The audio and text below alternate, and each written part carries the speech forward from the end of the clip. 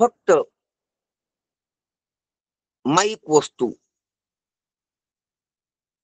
ज्या उत्पत्ती स्थितीवान आणि नाशवान आहेत अशा वस्तूच व्यवहारानं व्यवहार्य होऊ शकतात. अज्ञान सुद्धा व्यवहारानं व्यवहार्य होत नाही, माया आणि अज्ञान. म्हणून माया कार्य आणि अविद्या कार्य व्यवहारानं व्यवहार्य होतंय. एवढंच आहे की क्रियेच्या व्यवहारापेक्षा ज्ञानाच्या व्यवहाराची व्याप्ती जास्त आहे. क्रियेचा व्यवहार ठोस पदार्थावर होतो, स्थूल पदार्थावर होतो, स्थूल देहानं.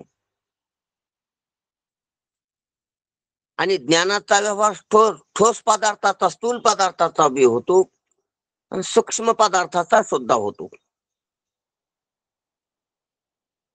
कारण क्रियेचा व्यवहार प्राणाच्या आणि इंद्रियाच्या पुढे आहे. प्राण आणि कर्म इंद्रिय ह्या माध्यमाच्या पुढे क्रियेचा व्यवहार चालू होत असतो. दे घे, उचल खाचेल, धर फेक, अजून अनेक प्रकारचे व्यवहार आहेत आणि ते सर्व क्रियाशक्तीशी निगडीत आहेत. मुढलात क्रियाशक्ती प्राण आणि कर्मेंद्रिय रजोगुणाची. क्रियेचं जे केंद्र आहे ते रजोगुण आहे. रजोगुणातून क्रिया चालू होती. रजोगुण सक्रिय क्रिये म्हणून जगाची उत्पत्ती रजोगुणातून सांगितलेली. तिथूनच क्रिया आहे, बीज फुटलंय. तमाला आणि सत्वाला विभाजन करतो रजोगुण, दोन्हीला 2 करतो. आणि तिसरा म्हणून समोर येतो, ती जगाची उत्पत्ती.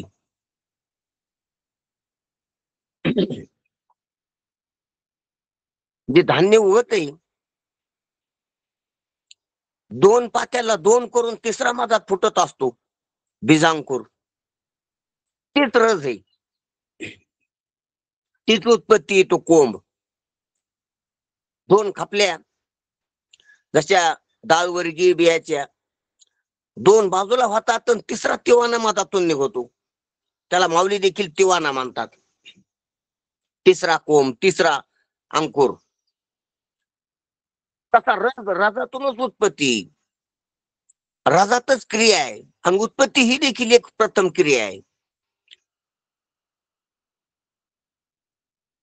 मग कशाची बी उत्पत्ती, जगाची उत्पत्ती ती समष्टीतली,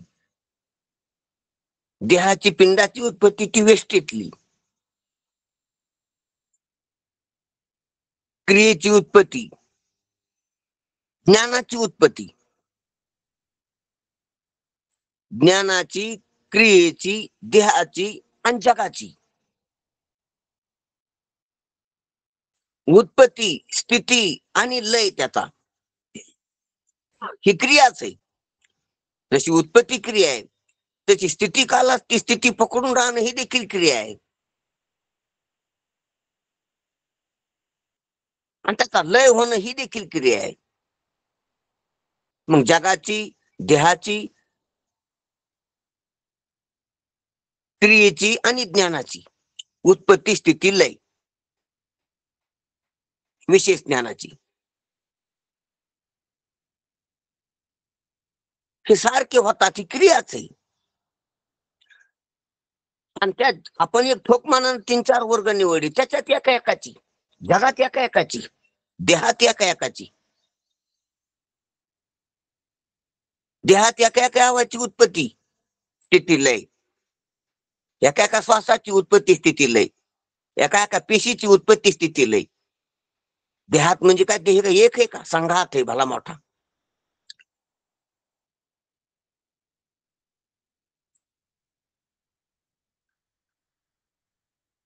त्याच्या आत गेलं तर सर्व उत्पत्त्या स्थित्या लयातील, उत्पत्त्या स्थित्या लयाचा संघात त्यालाच पिंड म्हणावं आणि उत्पत्त्या स्थित्या लयाचा अनंत संघात त्यालाच ब्रह्मांड म्हणावं. आहे काय दुसरं? सर्व क्रियाशक्तीचा पगड आहे. क्रियाशक्तीनं संचालित आहे सर्व. म्हणून क्रियाशक्ती आहे ही. तिचं दर्शन आपल्याला होत लागले हालचालीनं. त्याने चळवळ चळवळ चळवळ चळवळ त्याने चळवळलेने लोभी आला म्हणती. ओठा ठेव घे देव घेऊ देव. आणि क्रियाशक्तीमध्ये गतीज क्षितिज लंबायमान परिवलन परिभ्रमण शक्ती एकच आहे क्रिया, पण त्याच्यामध्ये प्रकार लय मोठे. स्वतः भोवती फिरणं, दुसऱ्या भोवती फिरणं, सरळ रेषेत जाणं, जाऊन माग येणं, खाली वर आजूबाजूला. मग ह्या शक्तीपासून अनेक यंत्र अनेक प्रकार बनले. प्रत्येक अवयवाची शक्ती वेगळी वेगळं काम करते. हाताची शक्तीची गती वेगळी, पायाच्या शक्तीची गती वेगळी, गुद्दाच्या शक्तीची गती वेगळी, शिश्नाच्या शक्तीची गती वेगळी. वेगवेगळी रूट वेगळा आहे, प्रकार वेगळा आहे. वाणीच्या शक्तीचा रूट वेगळा आहे, प्रकार वेगळा आहे. जसं परिवलन परिभ्रमण अनेक यंत्र पहा तुम्ही. आणि पुन्हा एका शक्तीचं दुसऱ्या शक्तीत रूपांतर होते. गोलाकार फिरण्याचं लंबाकार करता येते, लंबाकार करणारच गोलाकार करता येते, गोलाकाराचा अर्ध गोलाकार करता येते. पहा तुम्ही मोटरसायकल आहे, अनेक यंत्र पाहतो ना आपण बारकाईने तेव्हा कळलं.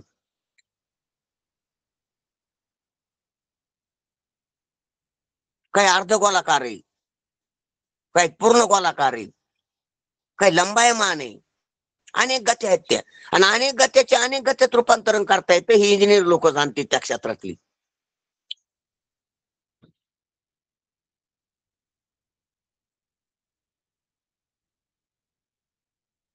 हे त्याच्यात यंत्रात आत्यात असो, तो आपला विषय नाही सध्या, आता विस्तार होईल.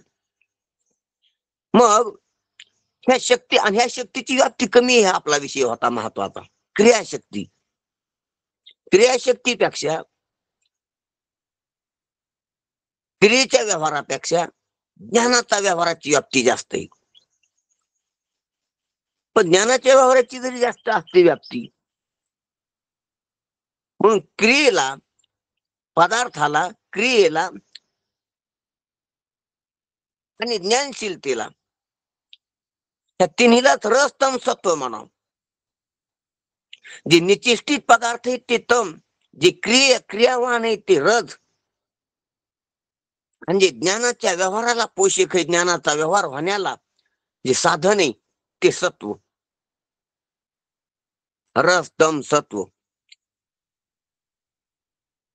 ज्याच्यात क्रियेचा आणि ज्ञानाचा व्यवहार नाही ते तम, ज्याच्यात ज्ञानाचा नाही पण क्रियेचा आहे ते रज, आणि ज्याच्यात ज्ञानाचाच व्यवहार आहे शुद्ध, क्रियेचा नाही अनाकाराचा नाही,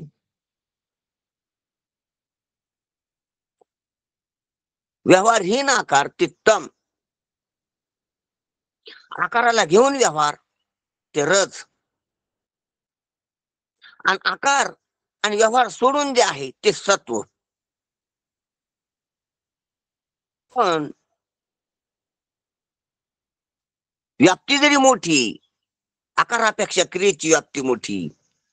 आकाराला हलविती, आकाराला गतिमान करती क्रियाशक्ती, आकाराला स्थलांतरित करते, आकाराला उचलीती ठेवीती. म्हणजे आकारापेक्षा व्याप्ती आणि शक्ती जास्त क्रियेची. आकार स्थूल आणि तामस आहे, आणि क्रिया आकारापेक्षा सूक्ष्म राजस आणि व्याप्ती मोठी, शक्ती मोठी. आणि तमा आणि रजापेक्षा बी सत्वाची शक्ती जास्त आहे, सत्वाची शक्ती जास्त आहे. कृपा म्हणे येथे सत्वाचे सामर्थ्य, सत्वाची शक्ती जास्त आहे. पण सत्वाची शक्ती अशी स्थूल कामशी नाही, सत्वाची शक्ती अशी क्रियावान राजशी नाही, चंचलातली शक्ती नाही. आकारातली शक्ती ती तमाची द्रव्य शक्ती म्हणतो आपण त्याला. क्रियाशील शक्ती ती रजाची क्रियाशक्ती म्हणतो आपण त्याला. आणि सत्वशील शक्ती ती सात्वाची, जी शुद्ध शक्ती, जी स्थिर आणि शुद्ध स्वरूपाची शक्ती. त्या विकृत शक्ती आहेत तम आणि रस. आणि सात्वाची जी शक्ती ती शुद्ध आणि स्थिरतेत असते. ती शक्तीच पण सूक्ष्म आहे. ती शक्तीच आहे पण शुद्ध आहे. ती शक्तीच आहे पण स्थैर्य आहे त्या शक्तीला. ती शक्ती अशी गतिमान नाही, राजासारखी यंत्रासारखी यंत्रवत नाही. जसे जठर, फुफ्फुस, आतडे हे यंत्रवत आहेत, क्रियावान आहेत. तसा मेंदू तसा नाही. मेंदू तशा हालचालीच्या, घेवदेवीच्या, लोटालाटीच्या अशा इतक्या क्रिया नाहीत. स्थूलमानानं अशा क्रिया नाहीत असं नाही, पण सूक्ष्म आहेत. सत्व आहे ती. मेंदू सत्व आहे शरीरात जर म्हटलं तो. फुफ्फुस रज आहे. आणि खाली लहान आतडे, मोठे आतडे, जठर हे तम आहे. जर शरीरात विभागणी केली तो, तसं तर सर्व शरीर तम आहे, पण त्याच्यात विभागणी केली तो असो. मग आकाराचा व्यवहार, आकारावर क्रियेचा व्यवहार आणि आकार आणि क्रियेवर ज्ञानाचा व्यवहार, हे 3 व्यवहार ध्यानात घ्या.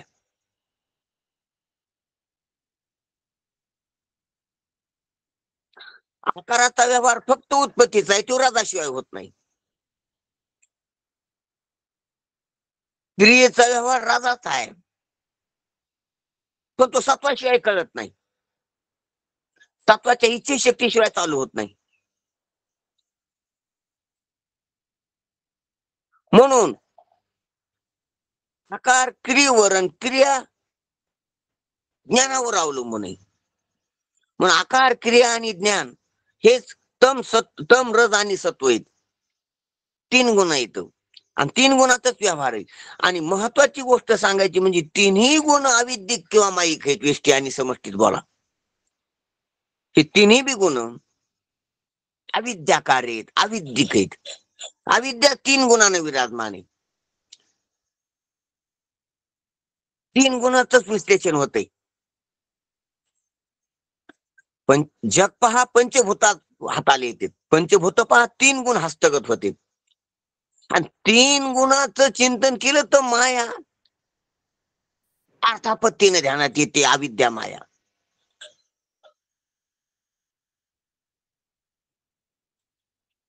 अविद्या माया अशी प्रत्यक्ष नाही, अविद्या माया अशी ठोस नाही. अविद्या माया कोणाचा असा विषय होत नाही, ती अव्यक्तच आहे. फक्त ध्यानात घेता येते की असं आहे. जसं वृक्षाकर पाहून बीज ध्यानात घेता येते, तसं जगाकड पाहून पंचभूत, पंचभूताकड पाहून 3 गुण, 3 गुणाकड पाहून माया, अविद्या, अव्यक्त. म्हणून व्यवहार 3 गुणातला आहे. गुणे गुणेषु वर्तन्ते 3 गुणातला व्यवहार आहे. आणि त्याच्यातला तमोगुणाचा लयच संकोचित व्यवहार आहे. रजोगुणाचा व्यवहार त्याला व्यापक आहे, त्याला व्यापून आहे. आणि सत्वगुणाचा व्यवहार या दोन्हीला बी व्यापून आहे. आणि असावाच तेव्हाच क्रियेचं आणि आकाराचं ज्ञान होईल आणि ज्ञानाचं बी ज्ञान होईल. असो, म्हणून सांगायचं तात्पर्य आपला विषय काय चालला महत्वाचा याच्यात, की व्यवहार जो होत असतो तो अविद्यिक पदार्थावर, माईक पदार्थावर, व्यवहार्य पदार्थावर. मग तो आकाराचा होईल, क्रियेचा होईल, ज्ञानाचा होईल. त्याच्यातली सांगायची गोष्ट, आकाराचा व्यवहार क्रियेवर होत नाही, क्रियेचा आकारावर होतो. आणि क्रियेचा व्यवहार ज्ञानावर होत नाही, ज्ञानाचा व्यवहार, ज्ञानशक्तीचा व्यवहार क्रियाशक्तीवर होतोय. इकडा तिकडे होत नाही. अत्यंत महत्वाची गोष्ट आहे.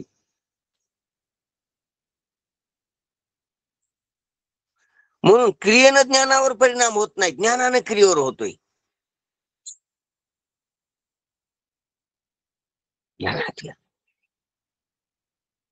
समज बदलली तर क्रिया बदलतात. क्रिया किती बदल्या समज बदलत नाही. समजूत बदलली तर त्याचा स्वभाव, त्याचा व्यवहार, त्याचं हलणं चालणं बोलणं करणं बदलत. माग विकास झाला तर पुढं होतोय, पुढं झाल्यानं माग नाही होत. म्हणून आकारात किती बदल करा, किती मेकअप करा, कुशलता नाही बदलणार. मेकअप करून आल्यानं काही स्वयंपाक चांगला करता येणार नाही कोणाला. साडी बदलल्यानं काही कला काय शिकता येणार नाही एखाद्याला, त्याला होणार नाही. ती काम चांगलं होणार नाही साडी चांगली घातली तर. ते कामच चांगलं शिकावं लागल, साडी कशी असो.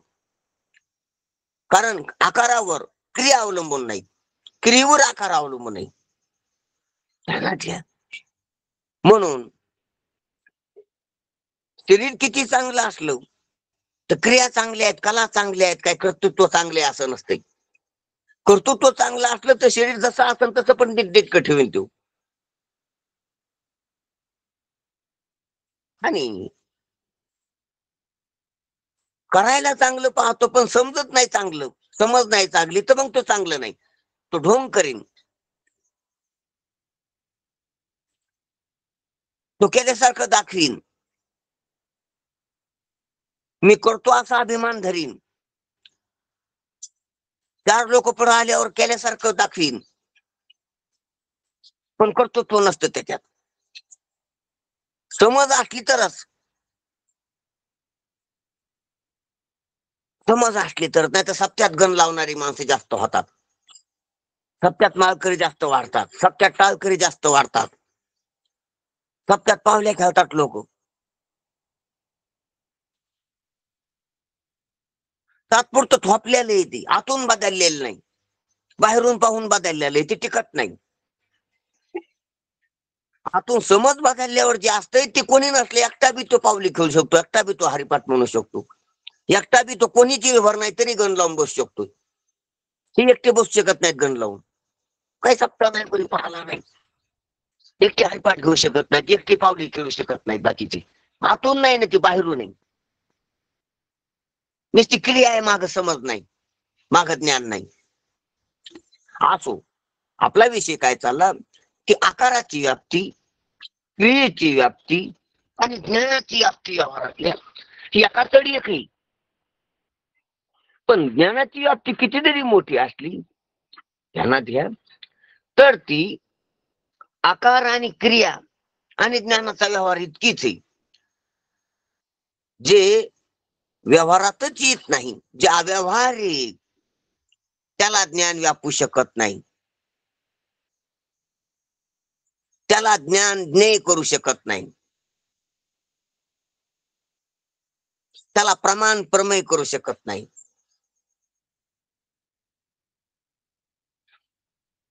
त्याला नाही, त्याला विषय विषय त्याला इंद्रिय विषय करू शकत नाहीत. जे अव्यवहार आहे ते व्यवहारात कसं येईल, जे अमायिक आहे जिथं माया नाही ते माया कार्यात कसं येईल, हे माया कार्य येईल. रस तम सत्व, आकार क्रिया आणि ज्ञान, हे वृत्ती ज्ञान, हे जाणीव, हे सर्व माईक माईक आहे. येरते माईक, येर येते वरकड, परमात्मा सोडून असलेली. येर का म्हटले, परमात्मा विरहित असलेली, परमात्मा नसलेली. येरते माईक दुःखाची जनिती.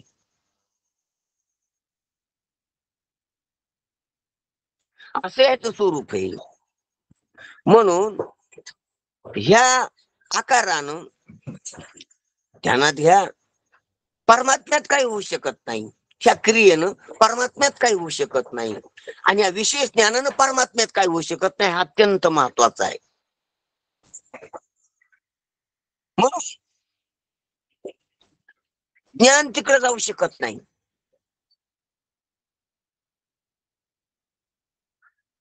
ही जी वृत्ती ज्ञान आहे, आकार धरून होणार, ही तिकडे जाऊ शकत नाही. म्हणून जाणीव जे तन रिघे, तान रिघे. जाणीव ही व्यवहार्य, ही अव्यवहारात कशी जाऊ शकल? अव्यवहार्यात गेलं तीच अव्यवहार्य होईल, आणि अव्यवहार्य झाल्यावर जाणीव कशाची, नेणीव कशाची? व्यवहार जो आहे जाणीवीचा, नेणीवीचा, क्रियेचा, क्रिया थांबण्याचा, आकाराचा नाकार नष्ट होण्याचा, हे पण सहा सहा सहा व्यवहार सांगितले मी आता. जाणीवीचा, नेणीवीचा हा सातवातला व्यवहार. क्रियेचा आणि क्रिया थांबण्याचा हा राजातला व्यवहार. आकाराचा आणि आकाराचा लय किंवा नाश होण्याचा हा तामातला व्यवहार. हे जे व्यवहार आहेत हे व्यवहारिक स्थितीत आहेत, व्यवहार्य अवस्थेत. व्यवहार्य जे असते ते अवस्थेला धरून असते, अवस्थेनं बांधलेले असते. जागृतीतले व्यवहार स्वप्नात होत नाहीत, आणि स्वप्नातले व्यवहार जागृतीत येत नाहीत.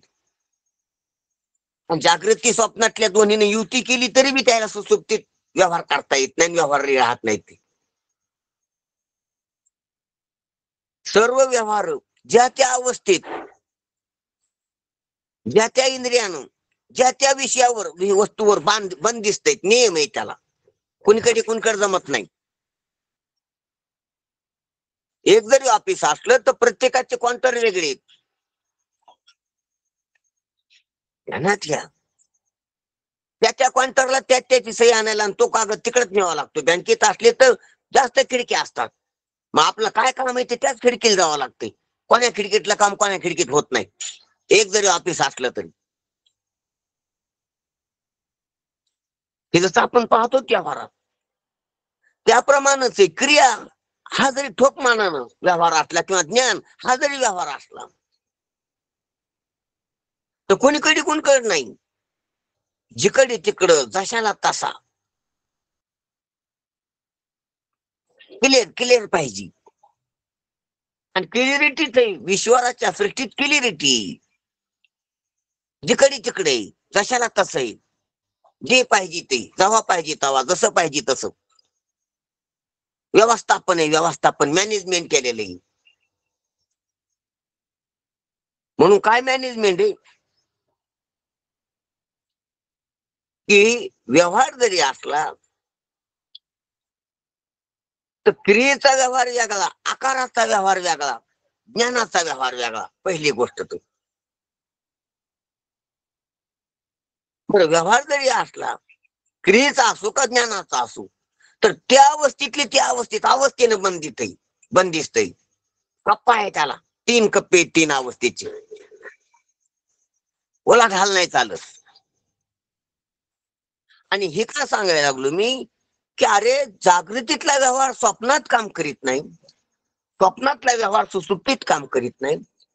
तो सुसुप्तीचं त्या अविद्येचं अधिष्ठान असणारा परमात्मा ध्यानात घ्या, हा जागृतीतला व्यवहार तिकडे कसा काम करीन? क्रियेचा असो का आकाराचा असो का ज्ञानाचा असो, तिकडे कशी पोहोच होईन याची? एक तर अधिष्ठानाच्या ठिकाणी शक्ती काम करीत नसती, हा पहिला नियम आहे. मागं बी याच्या आधी सांगून झालेला आहे. मग ती शक्तीच आहे. तुम्ही म्हणता शक्ती, हो शक्तीच आहे. द्रव्य शक्ती, क्रियाशक्ती, ज्ञान शक्ती, इच्छा शक्ती, पंचीकरणात आपण पाहिल्या शक्त्याच आहे त्या. जग नाही, शक्त्याच आहेत. आपल्याला जग दिसतो तो भ्रम आहे, भुरळ आहे आपली. शक्त्याच काम करायला त्या, शक्त्याच जगत रूपाने दिसायला लागल्या. द्रव्य शक्ती आपल्याला ठोस वस्तूच्या, दगडा लाकडाच्या, मातीच्या रूपाने दिसायला लागलेली द्रव्य शक्ती ती. सर्व हालचाल दिसायला लागली ती क्रियाशक्ती. म्हणून पृथ्वी आणि पाणी हे द्रव्य शक्ती, अग्नी आणि वायू ही क्रियाशक्ती, आणि आकाशाचा स्पेस दिसतो पोकळी ती ज्ञानशक्ती. शक्तीच जग आहे, जगच शक्ती, शक्तीच आहे, जगच नाही.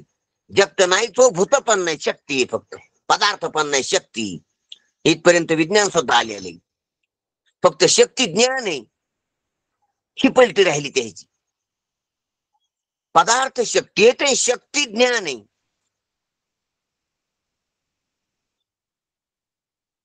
आणि ज्ञान ज्ञान स्वरूप आहे. बस झाला अध्यात्म, झाला मोक्ष.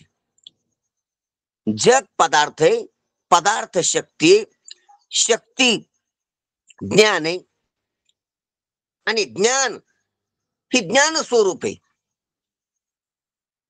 सामान्य विशेष ज्ञान सामान्य, बस संपलं. एवढंच तर सांगायचंय वेदाला, वेदांताला, ऋषी मुनीला, साधू संतांना. म्हणून आपला मुख्य विषय आहे की त्या परमात्म्याचं त्या व्यवहार्य वृत्तीनं कसं ज्ञान होईल. होऊ शकणार नाही म्हणून विषय नाही कोणाही. आता प्रश्न आहे की मग तो परमात्मा जे ब्रह्म आहे ते ज्ञेय होऊ शकत नाही. मग काल परवा प्रश्न असतो की महावाक्य चिंतनानं काय होतंय. तो परमात्मा मी आहे असं ज्ञान होतं का नाही. परमात्म्याची प्रतिभिज्ञा होती का नाही की तो मी आहे हा मी नाही. ही प्रतिभिज्ञा जाते ती येते. देह अहमस्मी जाते, म्हणजे मी देह, आत्म्याला मी देह वाटत होतो, ही भ्रमाची प्रतिभिज्ञा होती. आता आत्म्याला मी ब्रह्म, तो आत्मा प्रत्यक्ष हरिदिशी, ही ब्रह्मा अहमस्मीची प्रतिभिज्ञा आहे. प्रतिभिज्ञाच आहे की मी तो आहे. आरशात जो दिसतो तो मीच आरशात आरशात दिसते ती नाही, तर तसाच तो मी, त्याच अधिष्ठान मी. प्रतिभिज्ञाचे आरशात प्रतिभिज्ञा आहे, कारण एक दुसरं होऊन दिसते. दर्पणाचे आधारे जे एकच करून दुसरी, रूपभोगी ती गव्हारे तैशी नको हो माऊली म्हणतात. दुसरं म्हणल्यावर काय कामाचे. दुसरं नाही, तेच आहे. ते दिसतंय दुसरं नाही एक. दर्पणीची दुसरी भाषे परी ते असे एकच तुकोबराय उत्तर देतात. दुसरं वाटलं तर गव्हारा, आणि दुसरं एक आहे. द्वैत अद्वैत आहे कळालं तर शहाणा. शहाणा तो धनी घेत असे.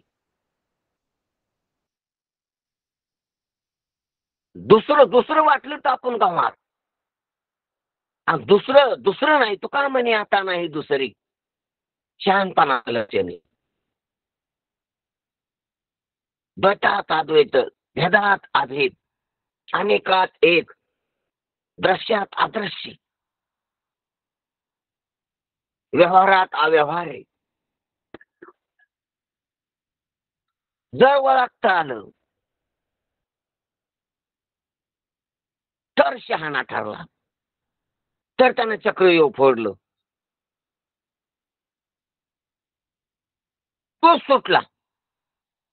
तो सुटला का. ऐशी जेने जाणीतली तो सुटला का. असो. म्हणून मी देह आहे ही तरी प्रतिभिज्ञा आहे, पण भ्रांतीतली. कारण आत्मा देही नाही. पण आत्मा स्वतःला देह समजायला लागला, तो भ्रम नाही.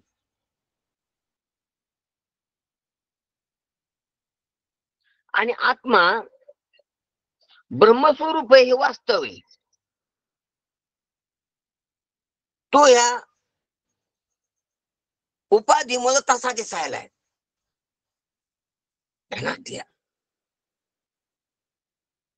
उपाधीमुळे तसा दिसायला आहे. उपाधीमुळे त्याला परिच्छिन्नता वाटायली. उपाधीमुळे भेद प्रतीती व्हाली, द्वैत प्रतीती व्हाली. द्वैत रूप जगत आणि परमात्म्याहून वेगळा भेद आणि परिच्छिन्नपणा हा उपाधीनं भासायला लागलाय. आणि भासल्याला सत्य अशा भ्रमामुळं, ध्यानात घ्या, अशा भ्रमामुळं ब्रह्माचाच आत्म्याचा जीव आणि जीवनाचाच माणूस वाकायला लागलाय. माणूस नाही जीव आहे, जीव नाही आत्मा आहे, आत्मा नाही ब्रह्म आहे. ब्रह्मच आत्मा, आत्मा जीव. हे पहा, ब्रह्मचा आत्मा केव्हा? परिचिन्नता आणि द्वैत सत्यता झाली की ब्रह्माचा आत्मा झाला. आत्म्याचा जीव केव्हा झाला? द्वैत सत्य वाटून त्या द्वैत रूप पदार्थातले धर्म आपल्यात घेतले आणि अहम ममाचा अध्यास झाला की आत्म्याचा जीव झाला. जीवाचाच माणूस केव्हा झाला? माझा जन्म झाला, मी मरणार आहे, मी काळा आहे, मी गोरा आहे, मी पुरुष आहे, मी स्त्री आहे, मी गरीब आहे, मी श्रीमंत आहे, असा अध्यास झाला पुन्हा देहाला पकडून की जीवाचाच माणूस झाला. नाही त्याची कैसे झाले रे घडी खेळ्या, नव्हे त्याची दिसू लागली रे. ब्रह्माचाच आत्मा, आत्म्याचा जीवन, जीवाचा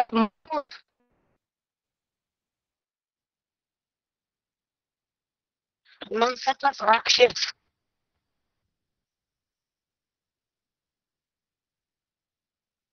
माणसाचा दहशतवादी, कोणी लुटारू, बलात्कारू, चोर, ते माणसाचाच झाला. माणसाचा माणूस पण राहिला नाही. तो गती. म्हणून माणुसकी शिकलेली माणूस व्हा. माणूस होऊन जीव लक्षात घ्या, जीवपणा लक्षात घ्या. जीव न देखी मरण धवी, धरी नवी सांडी जीर्ण, हे जीवपणा लक्षात आणून द्यालाय. राक्षसीपणा जाऊन माणुसकीवर यावा, माणूसपणा सोडून जीवपणावर यावा, जीवपणा सोडून आत्मस्वरूपावर यावा. सत्य ज्ञान अनंत सचित आनंद आत्मा, आणि त्या आत्मभावाहून ब्रह्मभावावर येणार. बुद्धीनिचे आत्मज्ञान, आणि पण आत्मज्ञान झाल्यास काय करा? ब्रह्मरूप भावी आपण ब्रह्मविद्या राखी पूर्ण तत्परायणाची पुढची स्थिती. असो, आपला हात विषय झाला. मग ते जे तत्पत ब्रह्म वेदांना सांगितलेलं, तर ते ह्या जाणीवेचा विषय होऊ शकत नाही, ज्ञेय होऊ शकत नाही. हा अत्यंत महत्वाचा विषय चाललेला होता आपला 4-5 दिवसापासून ह्या भूमीवर. मग आता त्याची जी प्रतिविज्ञा होती की अहम ब्रह्मास्मी, गुरु सांगितलेलं गुरु महाराज त्याचं चिंतन केलं, निष्कर्ष दिला की हे मी नाही, जे मी म्हणते लोक आणि मी, हे मूर्खपणा आहे, फालतूपणा आहे, हा घोळ आहे, हिशोब नाही. आवाज थोडा कमी जास्त व्हायला लागला महाराज. जीवपणा जी मी वाटतो हा बी भ्रमच आहे. देह मी वाटतो हा आकाराला धरून भ्रम आहे.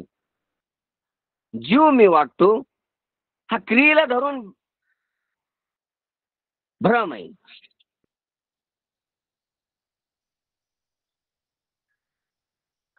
आत्मा मी वाटतो हे विशेष ज्ञानाला धरून भ्रम आहे.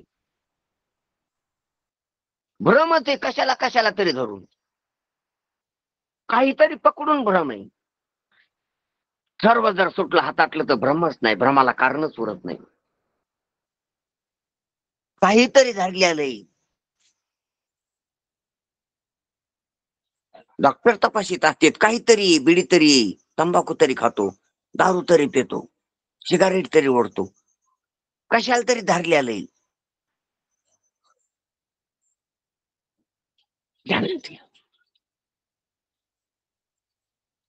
त्याप्रमाणे कशाला तरी धरलंय आपण, आणि ते झालो. विकृती झाली काहीतरी धरल्यामुळं. विकृत रोग म्हणजे विकृती, आणि विकृत प्राकृत व्यवहाराने विकृती होत नसती, विकृत व्यवहाराने विकृती होती. पशुचे प्राकृत व्यवहार आहेत, पक्ष्यांची प्राकृत व्यवहारात एवढी विकृती नाही शरीरात. माणसाचेच विकृत व्यवहार झाल्यामुळे जास्त विक्रांत्या, जास्त दवाखाने, जास्त औषधी, जास्त मेडिसिन, जास्त परेशान्या, जास्त कानाकोथ्या, जास्त खर्च, जास्त वेळ द्यावा लागायला त्याला.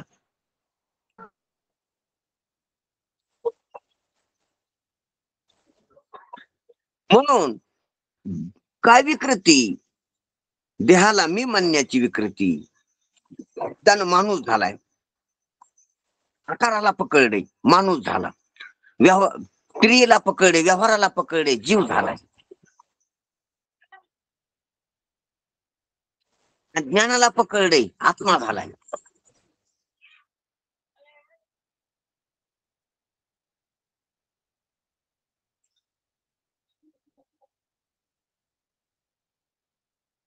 तमाला पकडले माणूस झालाय, रथाला पकडले जीव झालाय, सत्वाला पकडले आत्मा झालाय.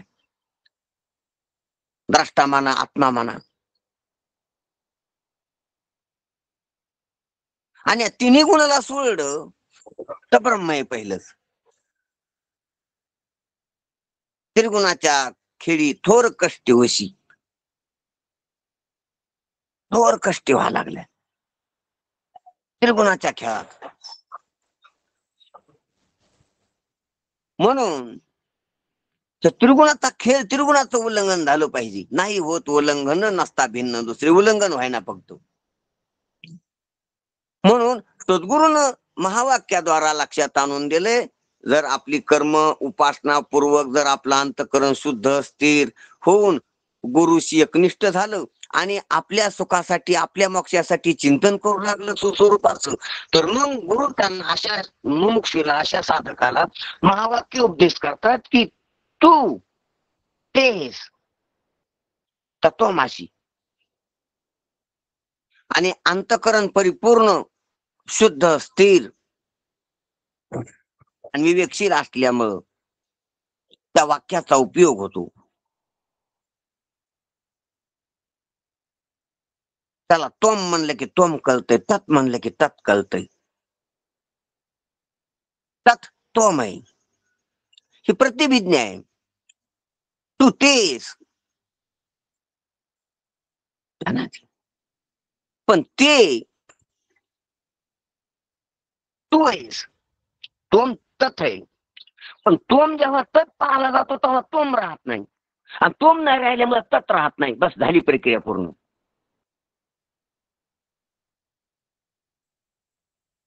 एवढी गोष्ट कळालीच पाहिजे. तोम तोम तोम केव्हा?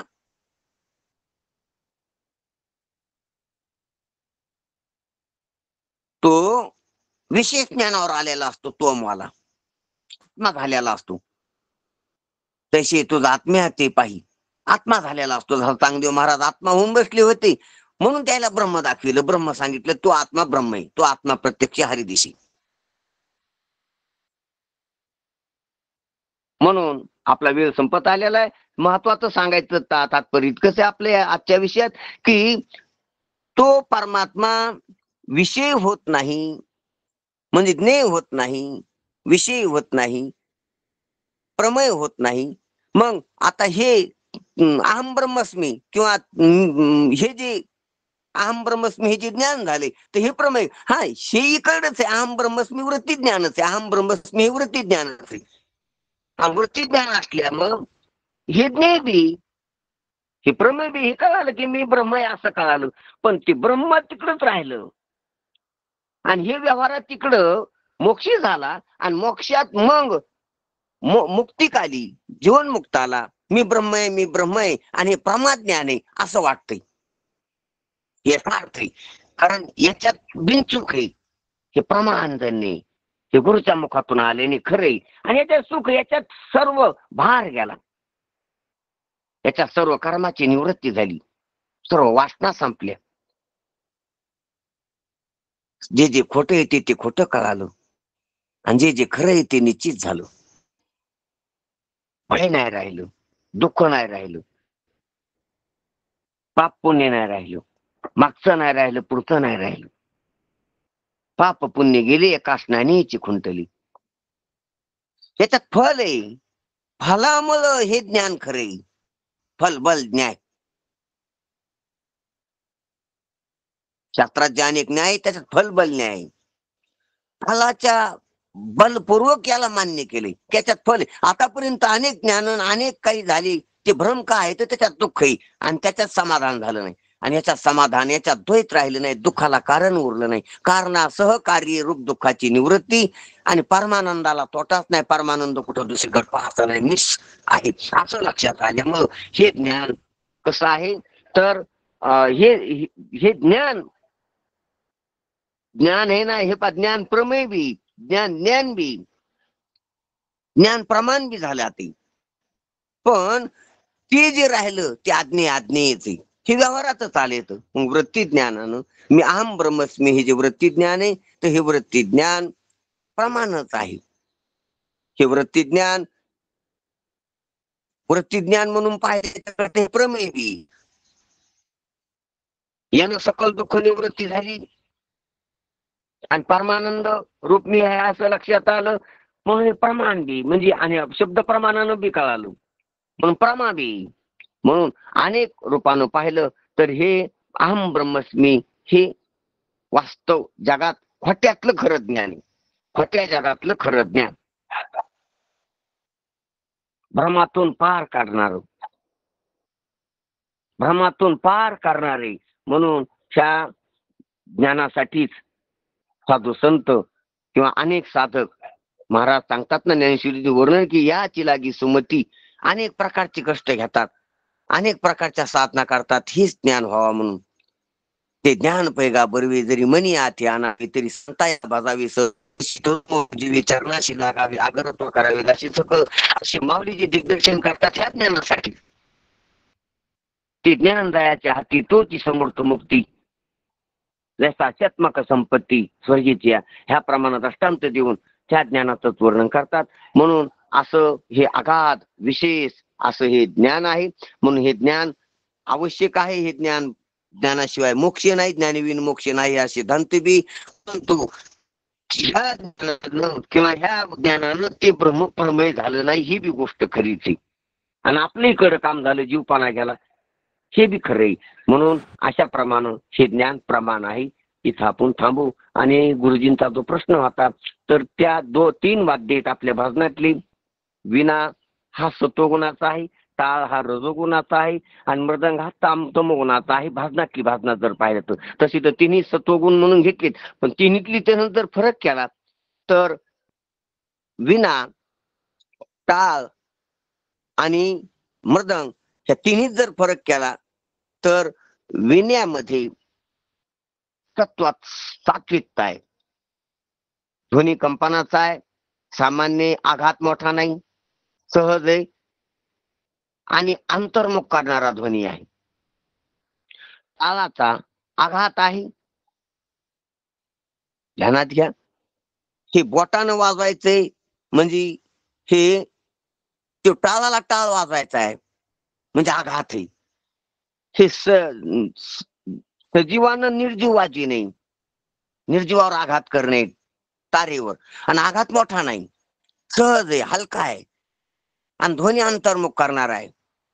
म्हणून विना सत्व टाळ एकमेकावर आदळतो, आघात होतो आणि बाहेर ध्वनी निघतो. रज क्रिया त्या क्रिया जास्त आहे त्याच्यात.